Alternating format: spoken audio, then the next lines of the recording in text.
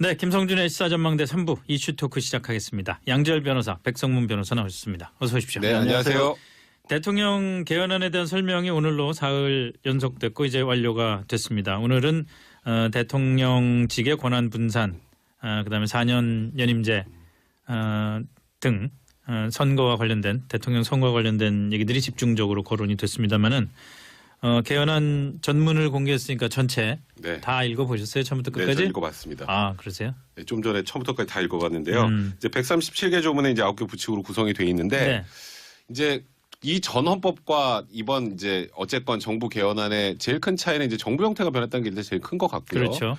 그다음에 이제 지방 정부라는 표현을 써가면서 이제 지방자치를 좀 더 강화하겠다는 예. 입장을 보이고, 그리고 이 재산권 제한 부분이 아니라 뒤에 이제 경제 파트에서 이제 토지 공개념이란 개념이 이제 일단 명시가 됐죠. 그건 좀 예. 논란이 있는 거고요. 그리고 이제 수도 문제가 좀 있었지 않습니까? 과거 이제 대한민국 수도가 서울이라는 건 관습헌법이다. 그래서 헌법 개정해야 된다는 얘기가 옛날에 있었는데, 네. 그래서 이번에 수도를 바꾼다는 뜻이 아니라 수도를 바꿀 수 있도록 이제 영토 조항 이제 3조에서 대한민국 영토는 한반도와 부속도서를 한다로 끝이었는데 네. 2조 2항을 둬서 대한민국의 수도에 관한 사항은 법률로 정한다. 네. 라는 얘기를 해서 이제 수도도 이제 변화를 할 수 있다라는 그런 가능성을 좀 열어뒀고, 일단 국민 중심, 그다음에 경제사법 민주화 뭐 이런 부분들에 대해서 과거 헌법하고는 조금 차이를 좀 보이는 것 같습니다. 양 변호사는 전문 보셨어요? 전문 다 읽지는 못했고요. 제가 뭐 조금 늦게 와서 핵심적인 핵심은 뭐 부분 다 알고 어제까지 있으니까. 나온 내용들은 다 봤고요. 예. 이제 헌법을 바꾸자라는 내용에는 사실 현 정부가 지금의 대한민국을 어떻게 보고 있느냐가 예. 들어있는 것 같습니다. 예. 그 가치평가 뭐가 문제인가. 대표적인 걸로 이제 수도권 집중으로 인한 현상. 그렇죠. 수도를 조국 민정수석의 말처럼 블랙홀처럼 수도에서 태어나는 아이들은 별로 없는데 인구는 계속해서 몰리고 네. 있고 지방 소도시는 거의 줄어들고 있는 게 이게 인구 줄어드는 거가 겹치게 되면 대한민국 자체의 불균형으로 가는 거거든요. 네. 그 현상에 부채질을 하는 것 중에 하나가 경제적으로는 사실 부동산의 비정상적인 운영입니다. 그러니까 토지를 뭐 사용 수익한다는 그런 어떤 것이 아니라 아무것도 쓰지 않으면서도 이걸로 그냥 이 한 번 차지한 상황 80년대 90년대 우리가 급격하게 경제가 성장하면서 한 번 토지를 차지한 이후에는 그 부분들은 더 이상 돈을 뭐 움직일 필요도 없고 네. 아무리 열심히 일을 해도 이 부동산을 또 안 가진 사람들은 따라잡을 수가 없고 예, 예. 뭐 그런 상황들, 그런 인식 같은 것들, 그리고 대통령제 같은 경우에도 연임제를 하는 걸 가지고 이제 뭐 정치권에서 말이 많은데 4년 하면 대통령 권한 빼놓겠다고 하자는 개헌인데 오히려 대통령 권한이 더 좋아지는 게 아니냐. 근데 현재 문제점은 대통령이 이 일을 잘해도 5년에 끝나고 못해도 5년에 끝나고 하다 보니까 이게 정말 잘해서 정책의 연속성상에 있을 필요가 있다라고 한다면 한 번 정도 기회를 더 주는 게 예. 맞다라는 판단. 대신 이게 못하는 경우면 더 빨리 끝내야 될 필요도 있지 않습니까? 4년으로 그렇죠. 줄여놨기 때문에 못할 경우는 한 번으로 끝나니까 그런 부분을 이렇게 통과하려고 한 것 같습니다. 그렇게 말씀드린 것처럼 정치나 경제나 현재 우리 대한민국 사회가 가지고 있는 문제점들을 이 헌법 개헌안을 보면 다 드러나도록 한 게 이 개헌안의 내용으로 저는 봅니다.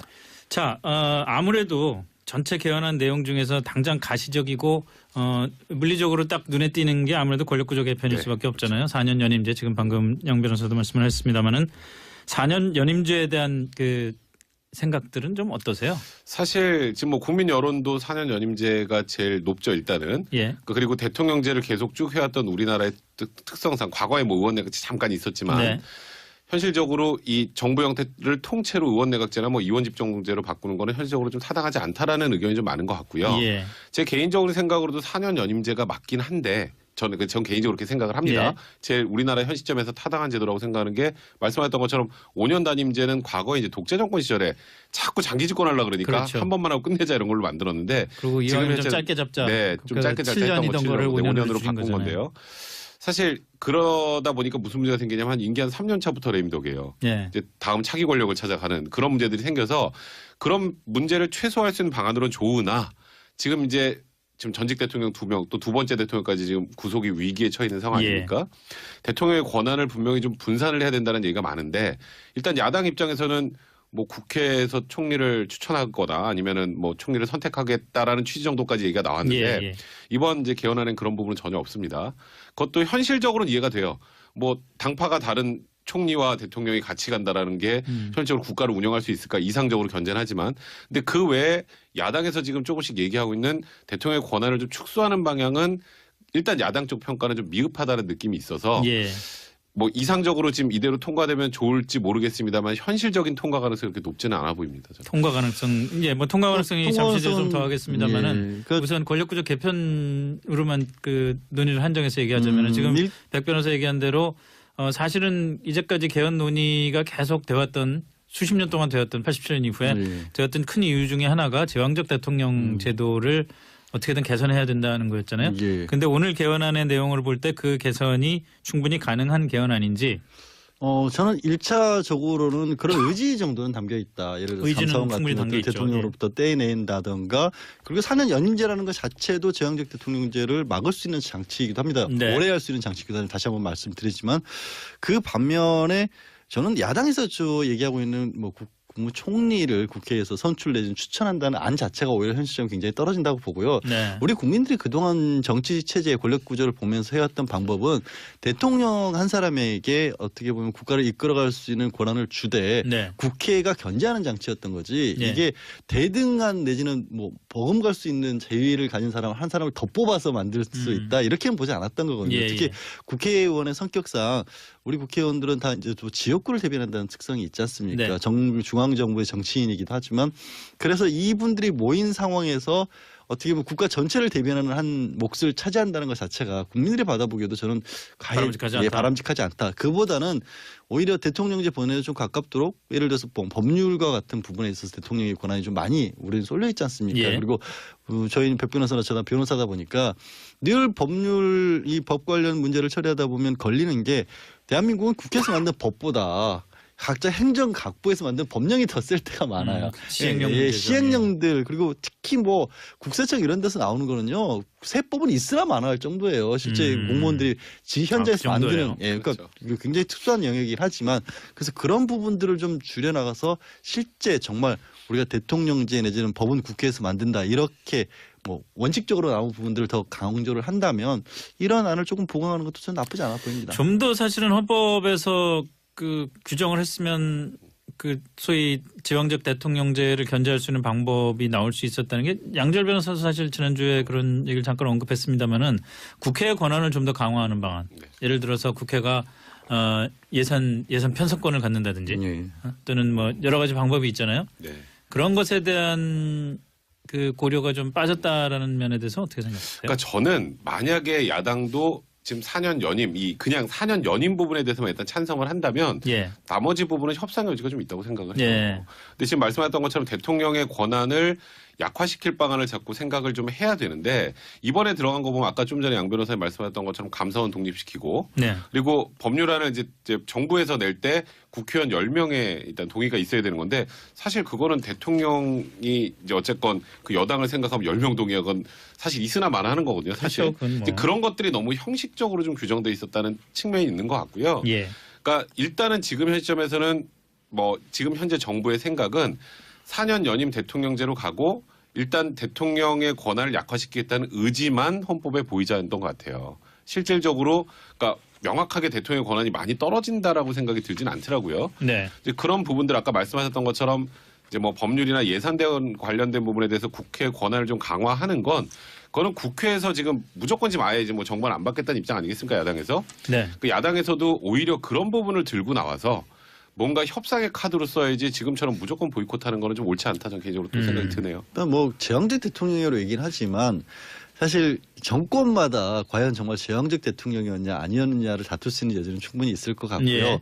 실제 대통령이 최근에 뭐 국정농단이라든가 뇌물 사건과 관련해서 행사했던 것들을 보면 이 대통령이 정말로 자기 권한을 예전처럼 정말 뭐 군사정권 시절처럼 그야말로 기업을 송두리째 날릴 정도의 그런 권한을 행사하는 시대는 아니거든요. 네. 어찌 보면 대기업들이 오히려 뭐 더 오래가는 정권이다라는 말이 정말 사회 상식처럼 돼 있는 시대 아니겠습니까? 그러면 남용할 수 있는 여지들은 법률로도 견제 장치를 할 수 있는 부분이 충분히 있고 지금은 뭐 문제점 드러난 거 있지 않습니까? 국정원 같은 기관들을 대통령이 좌지우지했다라든가 아니면 인사권이 너무 많이 집중돼 있기 때문에 그 인사권을 통해서 자기 입맛대로 뭐 국가를 운영할 수 있다는가 이런 부분들을 정리하는 것은 사실 헌법의 문제하고는 또 별개적으로 남용되고 있는 사안이기 그렇죠. 때문에 그런 부분을 개선해나가고 줄여나가는 노력을 병행을 해야겠죠. 헌법은 원래 원칙이잖아요. 이걸 다 여기다 담는다는 그럴 수는 건 없죠, 없잖아요. 물론. 그러니까 예를 들어서 지금 선거권 연령도 지금 18세 그 얘기를 낮춘다도 넘어가 보죠 한번. 네, 헌법에 들어와 있잖아요. 사실 그건 법률 사항이에요. 예. 이거는 헌법에 규정할 사항은 아닌데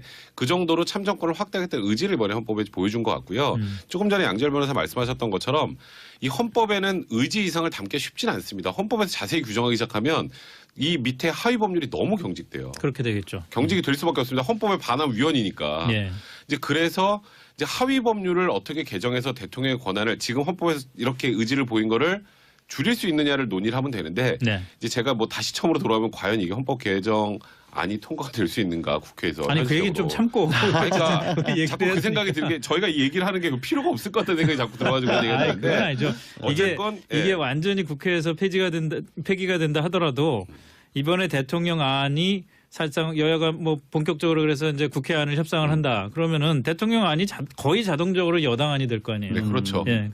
그렇다면 그래서 그렇게 너무 비관적으로 볼 건 네, 아니지 일단은 않나요? 지금 나와 있는 거 의지만큼은 충분히 표명했다고 생각해요. 그리고 예. 거기에다가 하위 법률을 얼마나 잘 만드느냐에 따라서 아, 그럼요. 국회가 어떻게든 정부를 좀 더 견제할 수 있는 시스템도 만들고 네. 또 정부가 권한을 내려놓을 수 있는 방법들을 솔선수범해서 또 만들면 되거든요. 예, 예. 그러니까 일단은 지금 현 시점에서 대통령의 권한이 이걸로 여전히 과도하다고 하는 건 저도 아까 생각하는 거 개인적으로는 그거는 조금 억측이라는 생각이 들고요. 일단 의지는 반영이 된 것 같아요. 좋습니다. 자, 18세 선거 연령을 18세로 낮추는 게 헌법에 들어가 버렸어요.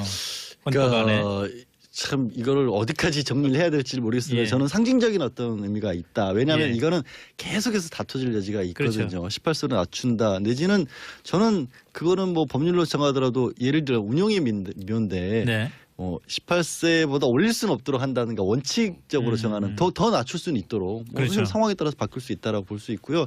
저는 아까 이제 왜 대통령제에 관해서 이 얘기를 하고 있었던 게 이어지자면 국회에 대한 불신이라는 부분도 국민들은 여전히 가지고 있거든요. 예. 그래서 국민 소환하고 국민 발안 집어넣은 부분은 저는 아주 바람직하다라고 생각을 합니다. 이게 같이 들어가줘야 국회의원들 자리에서 물러날 수 있도록 만든다. 그리고 법도 우리 지금 뭐 청와대 이번 정권 들어서 굉장히 많이 얘기가 나오는 게 대통령 청와대에 청원하는 거 아니겠습니까? 법령 청원도 그렇고 많이들 국민들이 모여서 목소리를 내도 이거 반영할 방법이 없었던 겁니다. 근데 그 전에는 이런 비슷한 제도가 있었죠. 청원권이라고 하는 게 국회 지금 현재의 헌법에도 있었지만 유명무실했었고 그거를 구현할 수 있는 방법조차도 잘 없었는데 이제 뭐 많은 부분들의 인프라가 바뀌었기 때문에 구현할 수 있는 방법도 가능해졌으니까 국민 소환이나 국민 발안 같은 것들을 집어넣은 것들 굉장히 좋다라고 보고요. 아, 근데 그 국민 소환 얘기 나온 김에 그 김광진 전 의원은 우리 이슈 토크에 나와서 국민 소환 제도에 대해서 굉장히 부정적으로 보는 시각을 얘기하더라고요. 본인이 의원으로서 있었기 때문에 그런지 모르겠지만. 그래서인가 모르겠는데 사실은 그 주장의 논리도 어느 정도는 또 그 설득력이 있다는 생각이 드는 게 국회의원이 이제 누가 이제 국민 소환을 하는 대상이 될 거냐 이제 법률로 정하는 거에 따라서 만약에 달라지겠습니다만은 자칫하면은 어떤 정치적인 목적으로 이용될 가능성부터 시작해서 국회의원의 지위가 정말 그 뭐 예를 들어서 A 지역구 출신이다 하더라도 국가 전체를 위한 그 법을 논의하고 국정을 논의해야 될 사람이 그러지 못하게 되는 가능성 이런 우려들을 그렇죠. 하더라고요. 뭐 예를 들어서 뭐 지역 일을 제대로 하지 않는다고 뭐 그런 방식으로 말이가 일어나게 된다면 그거는 사실 좀 문제가 생길 수 있죠. 그리고 또 이게 그런 게 있잖아요. 우리나라가 어쨌건 보수와 진보가 완전히 첨예하게 대립하고 나눠져 있기 때문에 소위 반대쪽에서 숫자만 채워서 밀고 나와서 만약에 그런 게 이루어진다라면 그거는 또 문제가 될 수 있죠. 그런 그래서 얘기도 있죠. 호남 지역에서 뭐 보수 정당의 국회의원에 네, 대해서 누가 하나 됐어요. 또는 뭐, 거꾸로 영남에서 진보 그럴 수도 정당의 있어요. 국회의원에 그러니까 대해서 이제 물론 그거는 너무 지나친 억측일 수도 있겠지만 그 이후에 법률을 잘 정한다면 괜찮겠지만 그거는 또 섣불리 결정할 수 있는 문제는 분명히 아니에요. 무조건 국민이 참여하면 무조건 옳다 쪽으로 가는 건 자칫하면 또 파퓰리즘에 빠질 수도 있기 때문에 이거는 조금은 조심해야 된다는 생각이 들고요. 저는 오히려 그거보다 이제 국민이 법안을 발의할 수 있는 거는 굉장히 좋다고 생각해요. 네. 그거는 국민들이 실생활에서 느끼다가 문제가 되는 것들을 많은 사람들이 모여서 숫자가 공감을 해서 내면 그래서 이제 그 국민 생활 속으로 들어간 법률을 만들 수 있다면 의미가 좀 있는데 저도 뭐 개인적으로 국회의원분들을 그렇게까지 신뢰하지는 않습니다만 그렇게 국민이 뽑아놓은 국회의원을 그래서 범죄를 저질러서 아주 중대 범죄를 저질러서 이제 그만둬야 되는 걸 제외하고 예. 그냥 예를 들어서 최근에 뭐 누가 막말을 했다더라. 뭐 이런 걸로 우호해가지고 국민 소환한다거나 이런 일들은 그렇게 바람직하지는 않을 것 그렇지 같아요. 그렇게 않게 운영하지 되겠죠. 운영을 않을 잘해야죠. 거고요. 운영을 그리고 그러니까 이제 그런 염려가 있다는 거예요. 여기에서 지금 백 변호사가 염려하는 부분들을 보충해 줄 수 있는 부분이 사실 의외로 이제 지방분권 쪽으로 가는 강화를 해나가게 되면 예. 지역 내 문제를 지역 자치적으로 할 수 있는 힘이 더 커지게 되면 네. 국회의원이 가지고 있는 정치인으로서 대표성이라든가 역할이라는 부분과 이 지방을 대표하는 것으로서 역할이 좀 나눠질 수 있습니다. 분명하게 지금은 이거가 완전히 중복돼 있지 않습니까? 그렇죠. 사실은 지방 중국에서는 안 되는데 안 사실은. 되는 예. 부분인데도 지역구 국회의원들이 지역구 저 자치의원들 다 추천해가지고 추천권 가지고 사실은 당에서 지방의회, 지방 저 자치단체장까지 좌지우지하지 않습니까? 그런 문화가 있기 때문에 백 변호사가 염려하는 부분이 오히려 더 구별이 안 되는 거거든요. 근데 지방 정부라고까지 아예 표현을 했고 우리 이번에 보면 지금은 지방에서 할 수 있는 일이요.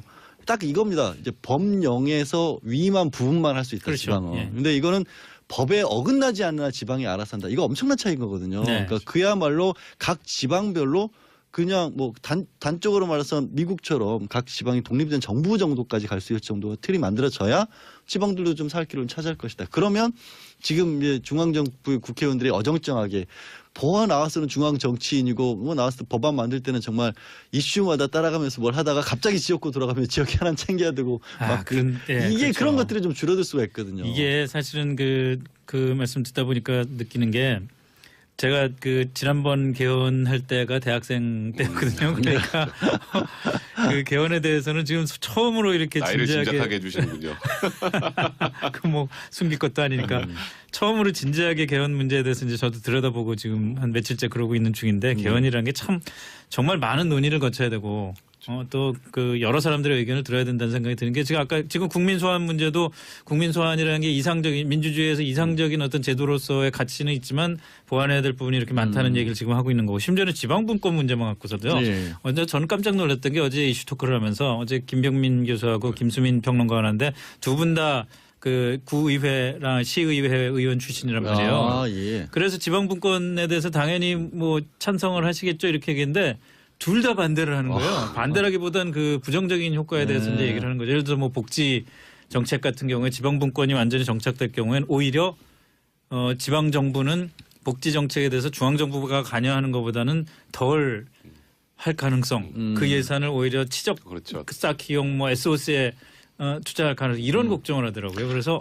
참 놀랐어요, 사실은. 그러면 그러니까 이런 반론이 나올 수가 있는 죠 바로 우리는 그럴 때는 지방 같은 경우에는 더더군다나 지방에서 못 사는 사람들도 오히려 더 많아지고 수도권 집중이 그렇게 되는 거 아니겠습니까? 네네, 그런데 그렇죠. 지방들이 우리 지역에 오면 어떤 식으로 살 수 있다라는 문화 자체를 바꾸는 긍정적인 효과도 있는 겁니다. 네, 그러니까 네. 내 고향에서 내가 계속 산다는 개념 자체가 없어지는 거거든요. 사실은 국적마저도 우리 헌법은 사실 국적 포기의 자유도 있다라고 하는데 지방에 내가 살고 있다고 거기서 목을 매야 될 이유가 뭐 있어요? 지금은 그런 문제점 때문에 모든 것이 다 서울로 수도권으로 집중이 돼 그렇죠. 있으니까 그런 취지 때문에 사실 지방분권을 그래, 좀 강조를 지방분권을 하는 하지 거죠. 않으면 각자 지방들이 노력을 안 하는 거. 아 내가 군수고 시장인데 내가 4년 게을리했더니 우리 지역의 주민들이 절반밖에 안 인구가 남아났다. 줄었다. 이러면 그 도시는 파산하는 거예요. 근데 그 지금 시대로 가야 말씀하신 되는 것이 거예요. 이상적인데 그게 그렇다고 해서 바로 다른 도시로 바로 이사하고 이게 쉽진 않아요. 아니 근데 뭐 그런- 이건 그런- 길게 갈 건 아닌 것 그렇죠. 같은데 네. 그래서 제 얘기는 지방분권도 그렇고 뭐 국민소환도 그렇고 이 개헌안에 대해서 이 뭐 땅땅땅 뜯어서 개헌된 게 아니니까 그렇죠. 그 깊이 있고 시간이 급하면은 빨리라도 서둘러서 충분히 논의를 좀 하고 의견들을 들어봐야 된다라는 얘기를 하다 보니까 이렇게 길어졌습니다. 대선 결선 투표에 대해서는 어떻게 생각을 하세요? 저는 그거는 좀 의미가 있다고 생각이 들어요. 네. 그러니까 어쨌건 지금 현재도 당이 다당제고요. 다수당이 있고 그리고 50%가 되지 않는 보통 투표율을 가지고 득표율을 가지고 대통령이 되는 경우가 많지 않습니까? 네. 아무래도 정통성 문제에서는 좀 문제가 생길 거라는 생각이 들어요. 그러니까 그래서 일단은 과반 이상의 득표를 한 대통령이 대통령으로서의 어찌 보면 그 권한 행사하는 게 좀 더 용이하다고 할까요? 그래서 일단 후보도 여러 명 나올 수도 있고 네. 괜히 뭐 대통령 선거되면 이것도 이합집산 해가지고 어떻게든 1대1로 한번 붙게 좀 모이고 이런 것들도 좀 사라지고요. 예. 각자 제대로 된 정책을 내고 각자 평가를 받고 나중에 결선 투표를 해서 최종적으로 2명 남는 경우에 그중에 이제 50% 이상 득표하는 사람을 대통령으로 선출하는 거라면 저는 의미가 있는 제도로 생각됩니다. 저는 동의하십니까? 뭐 상징적인 것 같아요. 사실 예. 이번 대선 같은 경우에는 조금 특이한 특수한 경우고, 경우였고 현실적으로 봤었을 때는 저는 실질적인 필요성이 그렇게 높을 것 같지는 않습니다. 다만 이 의미를 두는 것 정도 그런 어떤 정치 상황의 변동에는 백 변호사가 얘기했던 부작용 같은 게 생기는 경우가 네. 있을 수 있잖아요. 네. 그런 걸 막는 정도인 거지 앞으로 또 막 3-4명씩 난립하는 그런 일이 근데 있지 실제로 않기를 바라는 50% 거죠. 넘는 그러니까 경우에 당선된 경우가 별로 없어요. 생각보다 많지는 네. 않은데 그러니까 그런 최근 들어서 한 번밖에 없잖아요. 네, 그런 노력은 하나 그렇게 아닌가요? 없을 거예요. 네. 자, 지금까지 백 변호사가 늘 계속 하고 싶었던 얘기, 개헌안 국회로 갑니다. 그러면 어떻게 될까요? 지금으로 봐서는 가능성이 별로 없어 보입니다. 네. 그러니까 지금 일단 6.23 지방선거하고 연동시켜서 하겠다는 게 이제 정부의 입장이고요. 그렇죠. 사실 저번 대선에 다른 야당들 다 그렇게 했는데 이게 좀 보면 이 정부 형태와 관련해서도 이해관계가 너무 다 다르고요. 당마다. 이제 그러다 보니까 쉽사리 이 부분을 합의하기 쉽지 않을 텐데 청와대는 일단 여론을 좀 조성을 해서 밀어붙이겠다라는 입장이긴 하나 국회에서 통과가 안 되면은 또 국민투표로 갈 수가 없는데요. 그래서 현실적으로 지금 시간상 그건 쉽지는 뭐, 않을 것 같습니다. 예, 그건 뭐 의견 발의를 예. 26일까지 하지 않으면 일정이 안 맞는 건 사실이기 때문에 저도 백 변호사와 마찬가지인데 근데 이렇게라도 내놓지 않았으면 저희도 이렇게 얘기 안 하고 있었을 겁니다. 그러면도 국회에서 있죠. 절대로 안 움직였을 거예요. 그건 맞습니다. 그러니까 예, 그래서 자, 마무리하기 전에요. 이 개헌안이 만약에 통과가 되고 국민투표에서 채택이 됐다면은 4년 연임제 다음 대통령 선거에 도전을 해볼 법했던 분 안희정 전 충남지사를 두고 지금 검찰이 2차례 조사를 했고 이제 영장 청구 여부 또 신병 처리 방향 뭐 검토에 들어갔다고 그러는데 어떻게 될 것 같습니까? 일단 위력에 의한 간음이나 추행 갖고 통상적으로 구속영장 청구되는 거의 없어요. 네. 근데 이거는 워낙 이제 유력 인사고 사회적으로 무리가 컸으니까 지금 구속영장 청구 가능성을 검토하는데 일단 저희가 확인을 못했습니다만 안희정 전 지사 측에서 뭐 피해자들과 찍었던 사진들도 지금 증거로 제출했고 예. 합의에 의한 성관계라고 계속 주장을 하고 있는 상황이죠. 네. 근데 수사기관 입장에서도 이게 합의인지 위력인지 명확하지 않으면 구속영장 청구하기 좀 힘들어요. 저는 그래서 개인적으로 생각할 때는 지금 현재 뭐 안희정 지사가 잘했다는 의미가 아니라 예. 구속영장까지 청구하기는 좀 부담이 될 것이다. 네. 저는 개인적으로 생각됩니다. 구속영장 청구할 정도가 되면 이제 더 잘 아시겠지만 언론에 무슨 얘기가 나왔어야 되지 않을까요? 압수수색 결과 했더니 뭐가 나왔다더라. 그러니까 이걸 보니까 뭐 좀 뭐 메시지 같은 거가 뭐 정말 다 강압적으로 뭐 군대에서 네. 명령하듯이 네. 이런 게 나왔다는 게 어느 기자인가는 써야 될 것 같은데 아무 기자도 어떤 기자도 쓰고 있질 않아서 취재를 게을리하는 건지 아니면 검찰이 찾지를 못한 건지 모르겠습니다. 그 반에서 백 변호사가 얘기한 것처럼 안전지사 측에서 뭐 통화 내역이라든가 사진이라든가 이런 것들 냈다는 게 네. 그 내용이 뭔지를 궁금한데 그게 설득력이 있다면 영장 다툴만 못 청구, 하다면, 네. 못 청구 못하는 거고 그게 뭐 말도 안 되는 얘기라면 청구하겠죠. 그 대대적인 압수수색에서 이 건과 다른 뭔가가 나왔다면은 그건 어떻게 되나요? 어떻게 해야 되나요? 사실 그런 경우에는 그 압수수색 자체가 불법이긴 합니다. 별건이죠. 거기서 별건. 나와요. 별건으로 그러니까 압수수색하는 정말 건 명백한 불법이죠. 별건 예를 들어서 뭐 정치자금이나 무슨 뭐 이런 게 나왔다면 근데 그거는 과거에 기억하실지 모르겠지만 박찬주 그 장군이었나요? 그 당시에 그 뭐 사병들한테 뭐 좀 부당행위 그렇죠. 시켰다. 예. 근데 엉뚱하게 딴 거 가지고 구속 한번 뇌물인가 됐었잖아요. 뭐 그런 걸로 그때도 됐잖아요. 위법성 문제가 논란이 됐었습니다. 이번에도 압수수색했으면 뇌물 얘기하니까 갑자기 뭐 그런 거 나올 수도 있잖아요. 주사실 압수수색했는데 뇌물이나 김영란법 이런 거 걸릴 수도 있는데 그걸로 하면 또 여론이 별로 좋지 않을 것도 같은데 만약에 하게 되면. 알겠습니다. 여기까지 하죠. 지금까지 백성문 변호사, 양재열 변호사와 함께했습니다. 두 분 수고하셨습니다. 네, 고맙습니다. 고맙습니다. 뭐 이상적으로 지금 이대로 통과되면 좋을지 모르겠습니다만 현실적인 통과 가능성이 그렇게 높지는 않아 보입니다. 저는. 통과 가능성, 뭐 통과 가능성이 잠시 뒤에 좀 더 하겠습니다만은 예, 그 우선 권력구조 개편으로만 그 논의를 한정해서 얘기하자면 지금 백 변호사 얘기한 대로 사실은 이제까지 개헌 논의가 계속 되었던 수십 년 동안 되었던 87년 이후에 되었던 큰 이유 중에 하나가 제왕적 대통령 제도를 어떻게든 개선해야 된다는 거였잖아요. 예. 근데 오늘 개헌안의 내용을 볼 때 그 개선이 충분히 가능한 개헌안인지 저는 1차적으로는 그런 의지 정도는 담겨 있다. 예를 들어서 의지는 삼사원 충분히 같은 담겨 것들 있죠. 대통령으로부터 떼낸다든가 그리고 4년 연임제라는 것 자체도 제왕적 대통령제를 막을 수 있는 장치이기도 합니다. 네. 오래 할 수 있는 장치이기도 합니다. 다시 한번 말씀드리지만 그 반면에 저는 야당에서 얘기하고 있는 뭐 국무총리를 국회에서 선출 내지는 추천한다는 안 자체가 오히려 현실적으로 굉장히 떨어진다고 보고요. 네. 우리 국민들이 그동안 정치 체제의 권력 구조를 보면서 해왔던 방법은 대통령 한 사람에게 어떻게 보면 국가를 이끌어갈 수 있는 권한을 주되 네. 국회가 견제하는 장치였던 거지. 예. 이게 대등한 내지는 뭐 버금갈 수 있는 재위를 가진 사람 한 사람을 더 뽑아서 만들 수 있다 이렇게는 보지 않았던 거거든요. 예, 특히 예. 국회의원의 성격상 우리 국회의원들은 다 이제 또 지역구를 대변한다는 특성이 있지 않습니까? 네. 중앙정부의 정치인이기도 하지만 그래서 이분들이 모인 상황에서 어떻게 보면 국가 전체를 대변하는 한 몫을 차지한다는 것 자체가 국민들이 받아보기에도 저는 바람직하지 않다. 바람직하지 않다. 그보다는 오히려 대통령제 본회의에 좀 가깝도록 예를 들어서 법률과 같은 부분에 있어서 대통령의 권한이 좀 많이 우리는 쏠려 있지 않습니까? 예. 그리고 저희는 백 변호사나 저나 변호사다 보니까 왜 이제 헌법을 바꾸자라는 내용에는 사실 현 정부가 지금의 대한민국을 어떻게 보고 있느냐가 예. 들어있는 것 같습니다. 예. 그 가치평가 뭐가 문제인가. 대표적인 걸로 이제 수도권 집중으로 인한 현상. 그렇죠. 수도를 조국 민정수석의 말처럼 블랙홀처럼 수도에서 태어나는 아이들은 별로 없는데 인구는 계속해서 몰리고 네. 있고 지방 소도시는 거의 줄어들고 있는 게 이게 인구 줄어드는 거가 겹치게 되면 대한민국 자체의 불균형으로 가는 거거든요. 네. 그 현상에 부채질을 하는 것 중에 하나가 경제적으로는 사실 부동산의 비정상적인 운영입니다. 그러니까 토지를 뭐 사용 수익한다는 그런 어떤 것이 아니라 아무것도 쓰지 않으면서도 이걸로 그냥 이 한 번 차지한 상황 80년대 90년대 우리가 급격하게 경제가 성장하면서 한 번 토지를 차지한 이후에는 그분들은 더 이상 돈을 뭐 움직일 필요도 없고 네. 아무리 열심히 일을 해도 이 부동산을 또 안 가진 사람들은 따라잡을 수가 없고 예, 예. 뭐 그런 상황들 그런 인식 같은 것들 그리고 대통령제 같은 경우에도 연임제를 하는 걸 가지고 이제 뭐 정치권에서 말이 많은데 4년 하면 대통령 권한 빼놓겠다고 하자는 개헌인데 오히려 대통령 권한이 더 좋아지는 게 아니냐. 근데 현재 문제점은 대통령이 이 일을 잘해도 5년에 끝나고 못해도 5년에 끝나고 하다 보니까 이게 정말 잘해서 정책의 연속성상에 있을 필요가 있다라고 한다면 한 번 정도 기회를 더 주는 게 예. 맞다라는 판단. 대신 이게 못하는 경우면 더 빨리 끝내야 될 필요도 있지 않습니까? 4년으로 줄여놨기 때문에 못할 경우는 한 번으로 끝나니까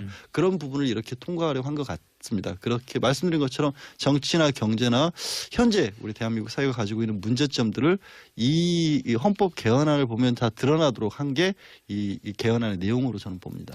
자, 아무래도 전체 개헌안 내용 중에서 당장 가시적이고 물리적으로 딱 눈에 띄는 게 아무래도 권력구조 개편일 네, 수밖에 없잖아요. 4년 연임제 지금 방금 양 변호사도 말씀을 했습니다마는 4년 연임제에 대한 그 생각들은 좀 어떠세요? 사실 지금 뭐 국민 여론도 4년 연임제가 제일 높죠 일단은. 예. 그리고 대통령제를 계속 쭉 해왔던 우리나라의 특성상 과거에 뭐 의원내각제 잠깐 있었지만 네.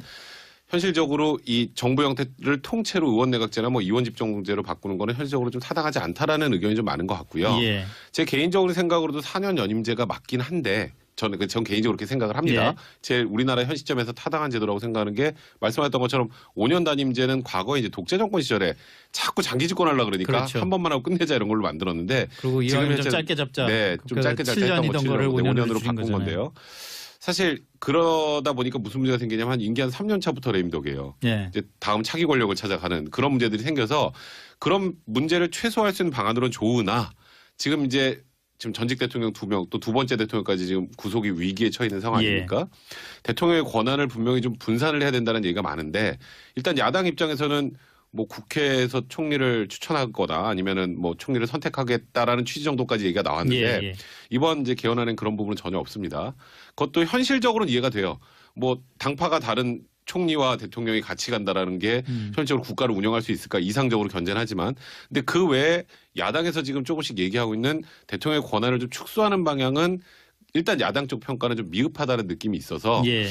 늘 이 법 관련 문제를 처리하다 보면 걸리는 게 대한민국은 국회에서 만든 법보다 각자 행정각부에서 만든 법령이 더 쓸 때가 많아요. 시행령 문제죠. 시행령들 그리고 특히 뭐 국세청 이런 데서 나오는 거는요. 세법은 있으나 마나할 정도예요. 실제 공무원들이 현장에서 그 정도예요. 만드는 그러니까 그렇죠. 굉장히 특수한 영역이긴 하지만 그래서 그런 부분들을 좀 줄여나가서 실제 정말 우리가 대통령제 내지는 법은 국회에서 만든다 이렇게 뭐 원칙적으로 나온 부분들을 더 강조를 한다면 이런 안을 조금 보강하는 것도 저는 나쁘지 않아 보입니다. 좀 더 사실은 헌법에서 그 규정을 했으면 그 소위 제왕적 대통령제를 견제할 수 있는 방법이 나올 수 있었다는 게 양절 변호사도 사실 지난주에 그런 얘기를 잠깐 언급했습니다마는 국회의 권한을 좀 더 강화하는 방안. 네. 예를 들어서 국회가 예산 편성권을 갖는다든지 예.